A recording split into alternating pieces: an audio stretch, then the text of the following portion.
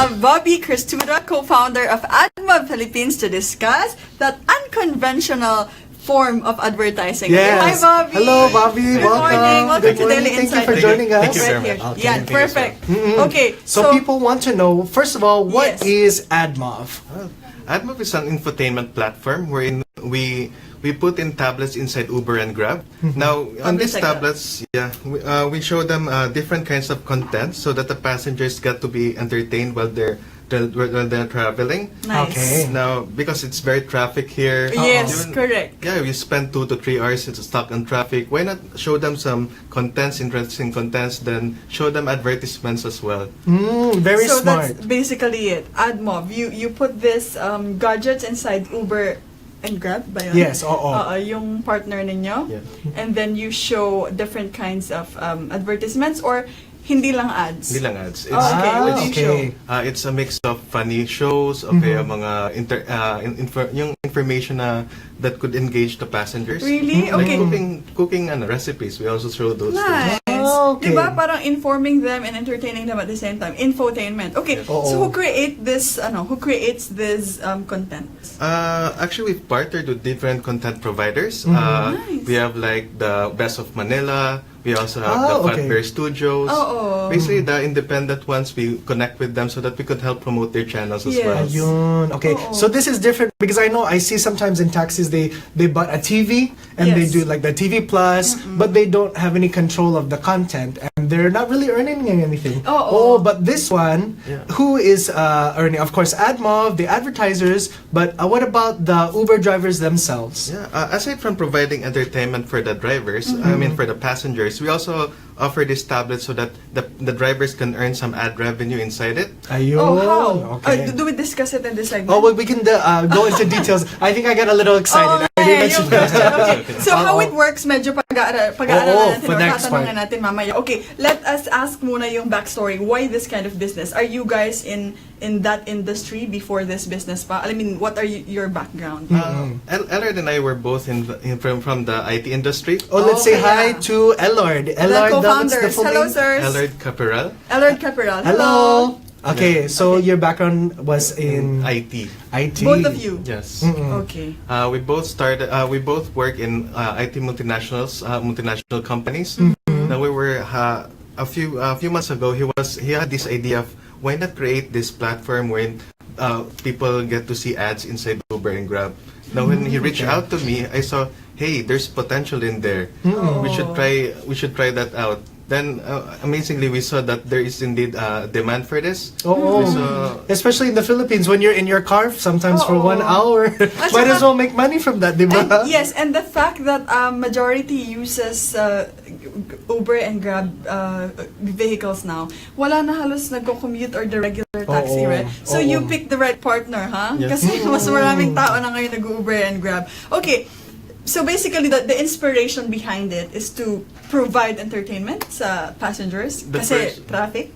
yeah, the first one was more on advertisements at first. Yes. But when I saw, hey, we're not solving just the problems of companies reaching out to the affluent market. We're also solving a problem for the passengers to be entertained. Yes. Because if Para there's- productive pa rin. Okay, you mentioned the affluent market because the demographic really of the ones who use Uber and Grab. Correct. What types of people are the ones who are in the cars at those times? Basically, the passengers of Uber and Grab are the middle and upper middle class. They're the salary range of 25,000 to 150,000 a month. Okay. Now, these people pay a lot when it comes to premium items. Yes. They spend on lifestyle, something that could improve their lifestyle. Right. Now, this market is in the working class. Yes. These are the workers in Makati, Yes. in BGC. These are the Ateneo, the LaSalle, those students from elite universities. Yes. Basically, the upper and middle class, that's the target market of Admov. Of Admov. Okay. okay. So we will talk about on the next segment yung how do you tap the advertisers, how did you tap Uber and Grab. Okay, sige, mamaya yun. So stay tuned for the next part of Daily Insight. Now we're gonna ask something about how it works. Okay, so paano yung Admov? Like how did you tap Uber and Grab muna? Oh, eto I think The very Bobby first. has a presentation that we're gonna follow along with our viewers. Our interview. Okay, Oo. so we're showing some presentations now. Okay, sige. Yes, okay, so how does it, where's the beginning that we Yes. start? Yeah, basically what we do is we partner with the operators and drivers. Now we ask them if they would like to have this tablet installed on the back of their vehicles. As you can see, this is an example of where the tablet is installed. Okay. Okay. Isang nasa loob ng ano yan, ng The vehicle. Okay. It's Oo. just on the right side passenger seat at the back. Okay, Bobby, I thought you partnered with the company itself. I know. Okay, so you Okay, partnered that's the with the difference. operators. Yes, the Okay, operators. but do they have to make paalam sa Uber and Grab na company or hindi naman? No need. Oo. I think because that's how it is for the Uber and Grab drivers. Like they'll provide amenities. Yeah. Sometimes they provide hand sanitizer Correct. or a candy or have their own TVs. This True. is one of the things they can do themselves. Right, and Oo. as long as it doesn't actually affect the operation per se ng Uber and Grab, no? So, nga naman. Okay, so you partnered with the drivers. Yes, Oo. the operators and drivers. What do you tell them? Paano yung presentation? Yes. Normally, what we tell them is we can provide. We offer them this tablet so that they can provide entertainment for their passengers. At the same time, they can earn money inside Okay. it. So, kayo nagpo-provide niyan? Yes. Alright. Yeah. Basically, they get like a percentage of the ad revenue. Now, basically, they just drive around the metro and they earn money through the Kumbaga advertisement. walang effort yun, di ba? Yes. Added income. Oo. Okay, Oo. so can we explain that further? For example, can we mention a brand? EBC na lang. Oo. EBC nag-add sa Admov.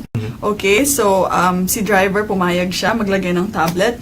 Paano yung percentage? How do you split the revenue? Right now, we're looking at around 10% of the ad revenue. We offer it to the drivers. Oh, okay. 10%. Yeah, not bad, no? Yes. Without doing anything, dadalhin mo lang yung tablet sa... Actually, they could earn like 500 to up to 8,000 a month. Wow, If we just on the Admov itself. Yes, Oo. that's the model we're eyeing. Talaga? Okay. Okay. I'm curious, out of the many thousands of operators, drivers ng Uber and Grab, ilan na yung may ganyan? Right now, we have 30 tablets Okay. roaming Okay. around.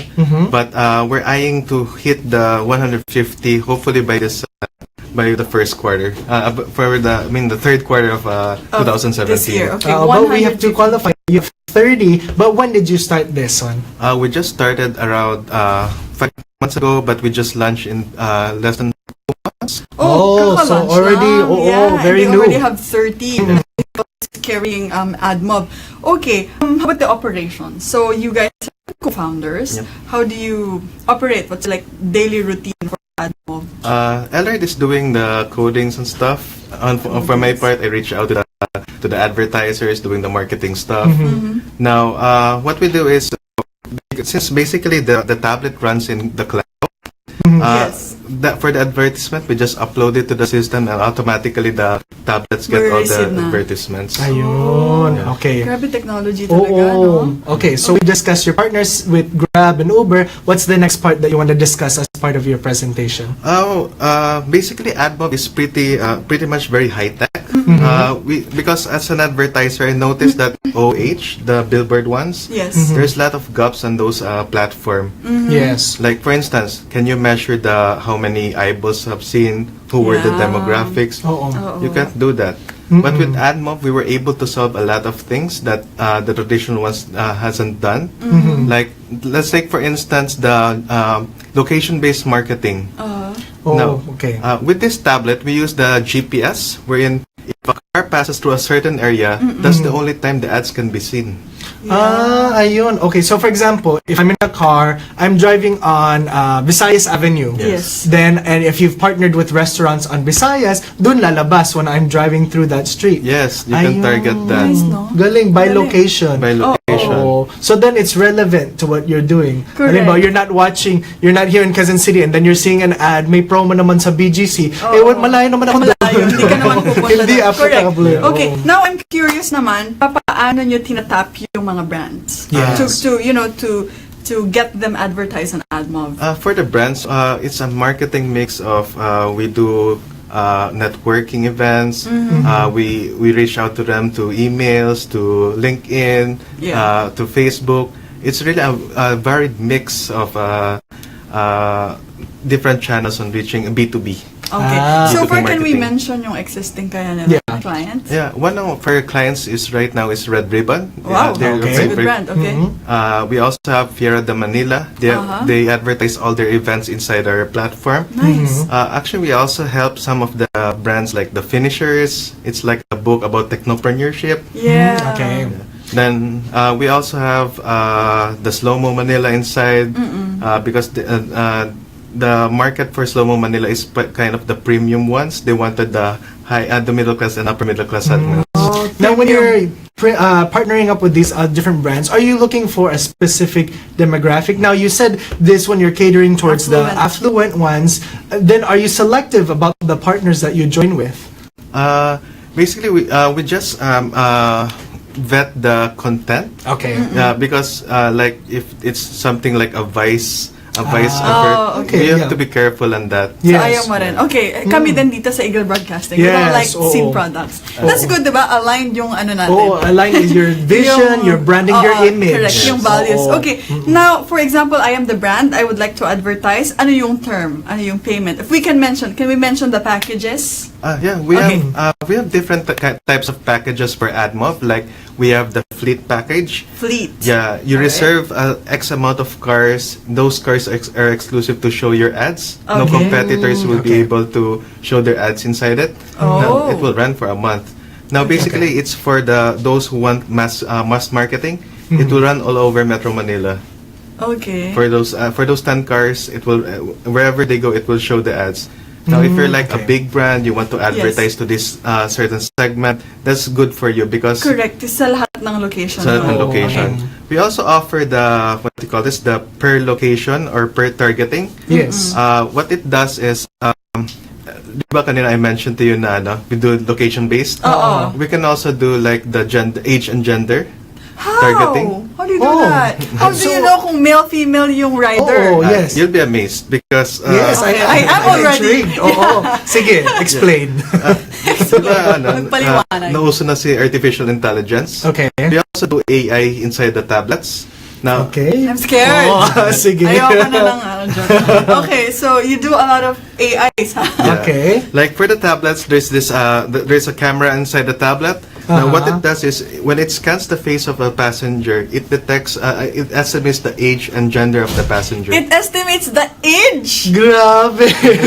yung face gender okay pa eh, but Oo. estimates the age, grabe naman. Yeah. Oh, okay. So when it does the facial recognition, then what does that do? How does that help? Now, when it estimates the age, like it identifies 25, female, then that's the time it Wow. will get in the relevant ad or content for that passenger. Okay. Halimbawa, kung babae, Yes. 24, lalabas Clothing brands cosmetics, siguro, or makeups. cosmetics. Oh, it doesn't detect like size.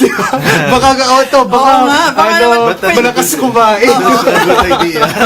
Nagde-detect din siya ng favorite color, who's your crush. Ayun, I'm just kidding, oh. okay. Baka ito, Just making gustong things eat fun. all you can. Oo. Tsaka ang dami ng nakakatakot naman. Parang you instantly know a lot about a certain rider. Diba? Yes. Parang, But for privacy's sake, it doesn't save that information. No, diba? it doesn't. Okay. It just gets what is the estimate, but Okay. it doesn't Ayun. store any unique data for that okay, passenger. Okay, that's good. That's Oo, safe, At that's least secure. safe sa mga rider, pero advantage yun sa mga nag-advertise. Sa mga Yes. brands. Oo. Actually, we're toying around with this platform. We're trying to experiment on detecting the mood of the passenger. The mood. Well, how do you do that?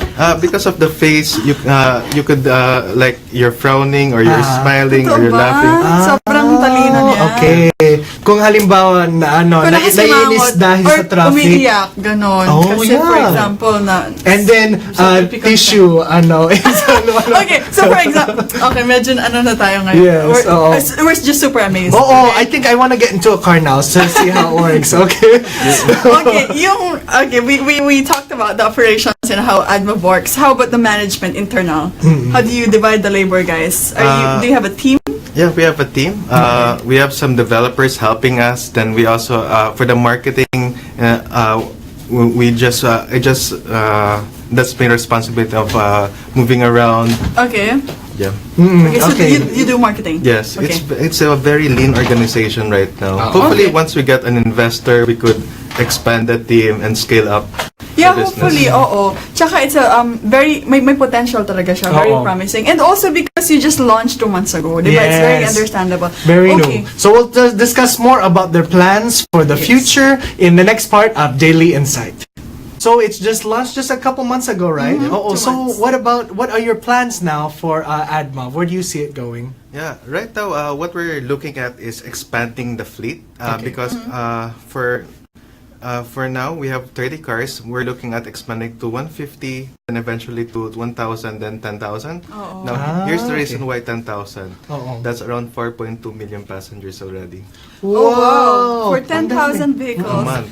4.2 passengers a month yan? Yes, monthly. Oh, Oh, I think we're wow. trying to calculate it. We're not good at math, Oo so nga eh. we'll just take Pero your that's word. a lot already now. Yes. I mean, oo. a good number to see a particular brand, di ba? Yes, but now when you want to get to that number, the tablets then, you're gonna buy 10,000 Or are you tablets? tapping sponsors also? Oo.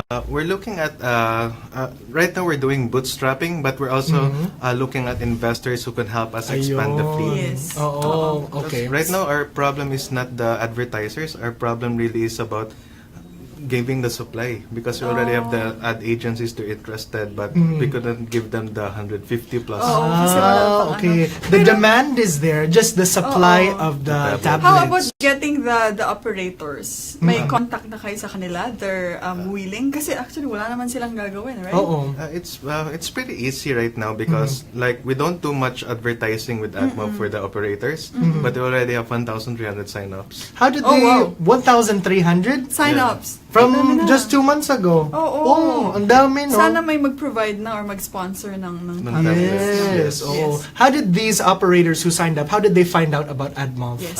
We have friends who are operators. We just reach out to them that it became viral. Oh. Ayun, no? Ganun lang talaga, Oo, no? kasi Word of may mouth. community naman yung mga Oo. Uber drivers, Grab drivers, word of mouth. Correct. Again, especially if you're providing value to Yes. someone, to something. Talagang it will just, spread out and then people would know and then, so they inquire. Yes. Sila Yes. mismo yung lumalapit. Okay.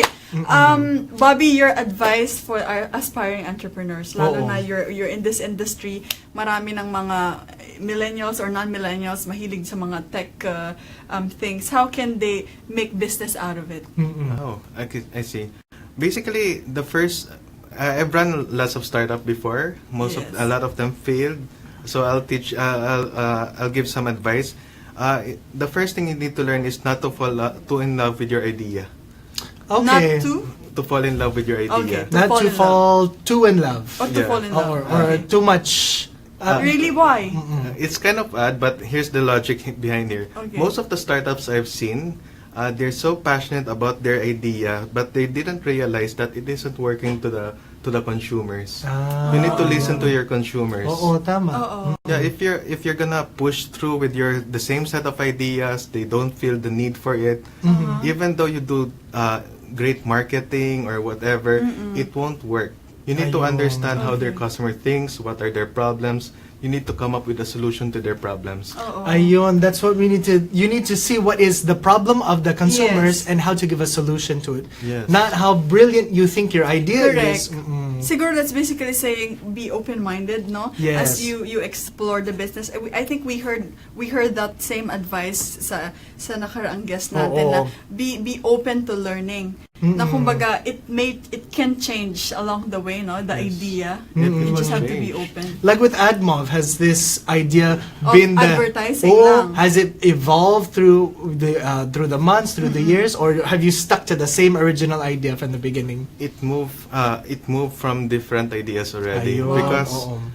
basically before we just conceptualize it as a concept for advertising. Yes. Now we see it as an opportunity wherein we should be sharing some interesting content so that the passengers will be entertained while they're stuck in traffic. Oo. Then we also you'll be surprised because some of the businesses you'll see they can't afford this certain level of pricing. Oo. You'll be surprised with what you'll be uncovered when you talk to the customers. Ayun. So like what Bobby said, you need to be flexible Yes, in improving flexible. your product, your idea. Not to be too in love with the Ayun. initial plan in or the love. initial Oo. idea. Okay. Now people, if Good. they want to know more about Admov, how can they Yes. find out? What are your For the websites, pages? operators and for the brands. Yes. Yeah. Oo. Well, you can visit us at our website at www.admov.ph, or you can also like us on Facebook. It's Admov, Admov. ADMOV. Ayun. Okay. So I learned so much today. Yes. Yes, and Ibang klaseng advertising. Yes, I'm excited to get into my next car so that I can see that. Ayoko tingnan ko pa yung AI kung kaya kong i-adapt yan. Even the expression, the gender, Oo. what are your likes and interests. Yan Sige, ang- we'll see anong lalabas doon. Oo nga eh. Before we go, let's thank our sponsors. We Yes. invite you to the Arena Weekend Market every Saturday and Sunday for fitness and for fun. Yes. Oo. And to our viewers who are watching, make sure to like our page, Daily Insight and Eagle News PH. So we hope that you enjoyed this episode. These are mornings filled with meaningful business talk. Giving you useful advice on how to win at your career. I am Randy Bernardino. I am May Ann Manzano, and this is Daily Insight.